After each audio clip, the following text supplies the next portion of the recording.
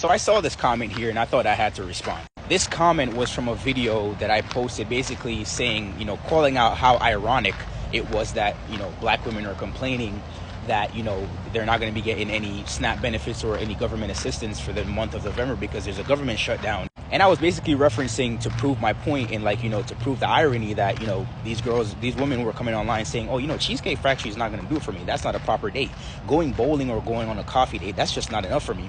But now they're complaining about, their SNAP benefits getting cut off. And this person in the comment right now is saying, black people are only 14% of the population, which is true, and that they are, I think, third in line in terms of how much government assistance they get, which is also true. But there's something very critical that this comment is not addressing, and I'm going to address it in this video. And while this person is right that, black people are only 14% of the population and we are not number one in line to get government assistance, black people who look like me, account for 25%. Yes, 25% of all the government benefits and all the SNAP benefits that go out.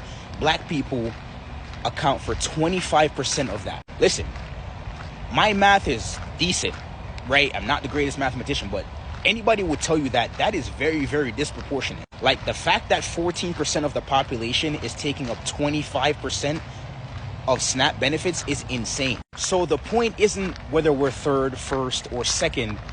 It's how dependent we are, or the black community is, on government assistance. That was the whole point of the video. It's that our dependency level on these government assistance programs and these SNAP benefits in comparison to our population size is crazy. And the truth is that there's something that can be done about this if black people are willing to put in the work. Instead of going to college and taking out all these loans that, some people, the college graduation rate is crazy in comparison to the amount of money people are taking out. Instead of going to college, learn a skill. You can learn a skill within 6 to 12 months and start making very, very good money, because I've said it on here before, and skills, I'll say it again, skills are very, very important today. If you can develop a skill that is irreplaceable, especially with AI coming around, you will be more successful in some areas than going to college. Also, the family unit as well. Too many baby mamas in our community. Too many black baby mamas out here.